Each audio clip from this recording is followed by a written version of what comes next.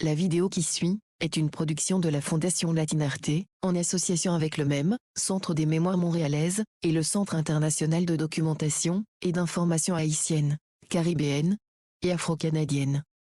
Elle a été réalisée sous la direction de Marisa Rosales-Argonza, en 2018, dans le cadre du projet Vue transversale. La vidéo fait partie de Mémoire des Montréalais, l'encyclopédie en ligne du MEM. Elle y apparaît dans le grand dossier Mémoire d'immigration, ainsi que dans le dossier Les Latino-Américains de Montréal.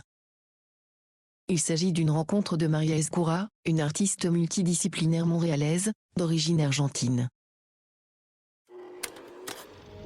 Comme sur une pellicule, de nombreuses images défilent. Parmi elles, certaines se démarquent. Près du parc Martin Luther King, la Plaza Côte-des-Neiges côtoie l'église Saint-Pascal-Bellon. Dans son atelier, Maria Ezcurra coud à la machine. Devant le lac au Castor, une femme et son chien sont assis sur un banc.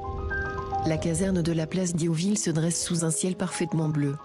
Le titre apparaît, Vue transversale. L'image se resserre sur le visage de Maria Ezcurra. La femme aux cheveux bruns et aux yeux clairs porte un chandail mauve.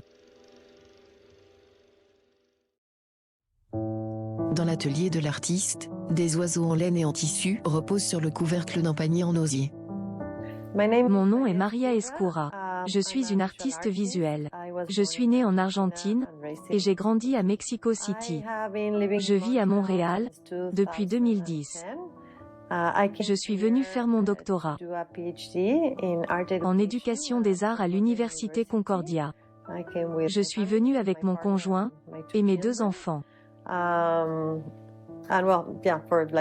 Pendant les 5 années de mon doctorat, j'ai tenté de continuer ma pratique comme artiste, tout en faisant mon doctorat. J'ai essayé d'intégrer les arts à mon doctorat. Mais cet équilibre entre l'académique et l'artistique, ou cette idée que les arts puissent apporter à l'académie, est de plus en plus présente. Toutefois, cela constitue toujours un défi. Maria sourit en témoignant. Puis, elle coud à la machine. Je vivais à Mexico City. J'avais une vie très chaotique. Je travaillais dans une ville, vivais dans une autre. Je conduisais plusieurs heures tous les jours, du travail jusqu'à la maison, et reconduire les enfants à l'école. Mexico City, c'est beaucoup de trafic, c'est immense. C'était pour ma famille et pour ma vie professionnelle. Une vie très fatigante.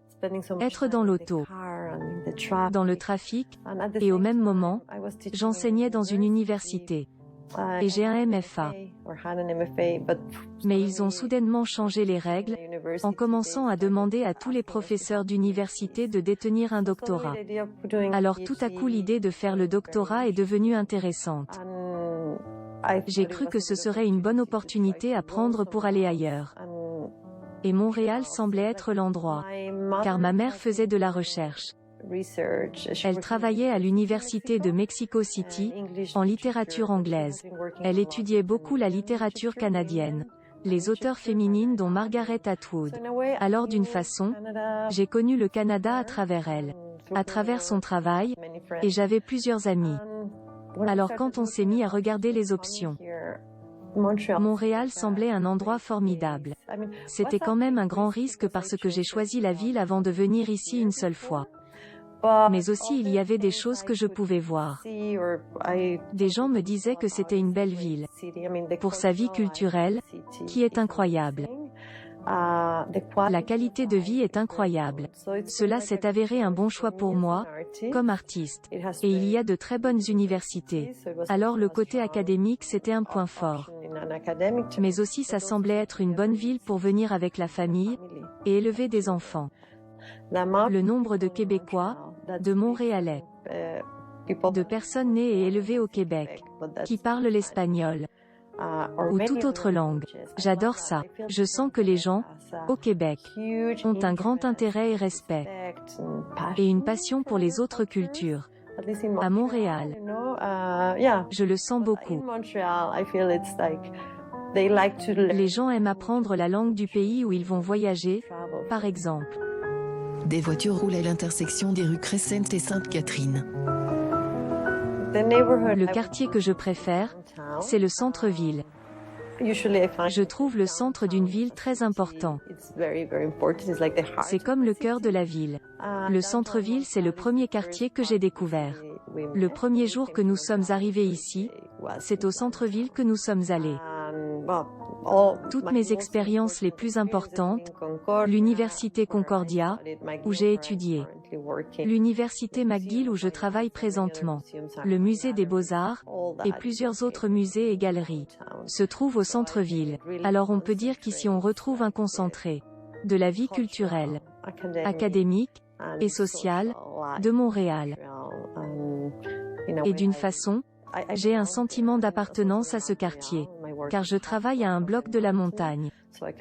Alors je peux marcher à 5 minutes de mon travail et me retrouver dans le vert, dans l'herbe, près des arbres, des oiseaux, et retourner à mon bureau. J'aime vraiment ça. Sur le versant sud du Mont-Royal, se dresse le bâtiment aux allures de château abritant le réservoir McTavish. Début du générique, comme sur une pellicule, des portraits d'artistes latino-québécois défilent. Sur une image, un filet de sirop d'érable coule d'une boîte de conserve. Il forme une mare, qui représente l'Amérique latine. Le titre apparaît sur la flaque ambrée. Vue transversale, panorama de la scène artistique latino-québécoise. Réalisation, production et post-production audiovisuelle, Félix Herrera. Production et contenu, Angela Sierra. Recherche et traduction, Iso Picard. Animation, G4 Audiovisuel et Arona Mortegui Sanchez. Direction générale, Marisa Rosales Argonza. Un grand merci aux Latin artistes et leurs talents qui rendent possible Vue transversale. Ana Catalina Montoya, Ana Pfeiffer Quiroz, Béatrice Herrera, Diana León, Diego Yayo Herrera, Laura Barry, Maria Escura, Mauricio Segura, Rafael Sotolicchio et Rafael Zaldivar. Musique, Rafael Zaldivar, Circularity, Danza Negra, Decima, Donezer, Eyesight, Mike Wagwanko, Oneness, et Prigonero.